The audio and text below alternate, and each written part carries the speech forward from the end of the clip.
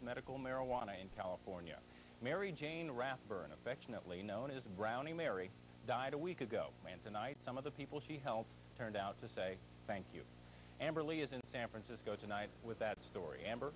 Greg, tonight's candlelight vigil drew about 300 people. They spilled onto the street at Castro and 18th Street. They came to reminisce about 77-year-old Mary Rathbun, nicknamed Brownie Mary. She was famous for making and giving out brownies laced with marijuana to the sick and dying. Rathbun was also co-founder of the San Francisco Cannabis Buyers Club, which is now out of business. Dennis Peron, the club's co-founder, says his friend was loved by the gay community. She took it upon herself to adopt all these kids. All of them are gay, and they're all dying. And then in the end of their lives, she made them a little happier, and she cheered them up. And Brownie Mary, in my opinion, will someday be remembered by history as the Florence Nightingale of the medical marijuana. San Francisco District Attorney Terrence Hallinan was among the many who paid tribute to Brownie Mary.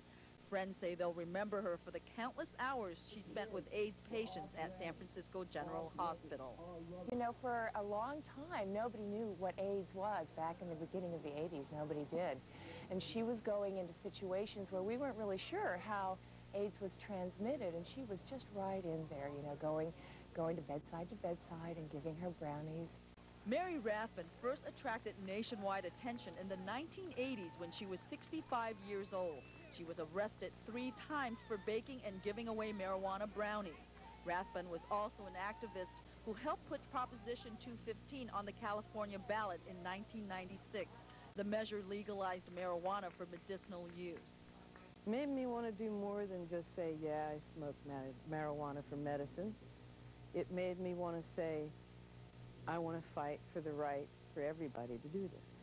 Friends say Brownie Mary always preferred laughter to tears, so tonight's event was a celebration of her life.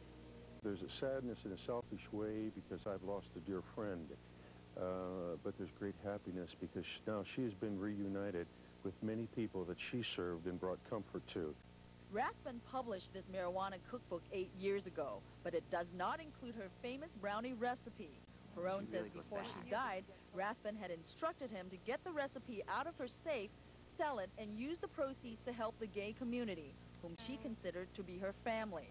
Peron says he will carry out her wish soon. Long before it was fashionable to be compassionate, she was compassionate. That she didn't just feel sorry for somebody. She felt sorry for people and did something about it. Friends say Rathbun suffered from arthritis and used medical marijuana for many years. They say it motivated her to relieve pain for others. She died last Saturday from complications stemming from a spinal injury. Greg? Amber Lee live in San Francisco. Thank you, Amber.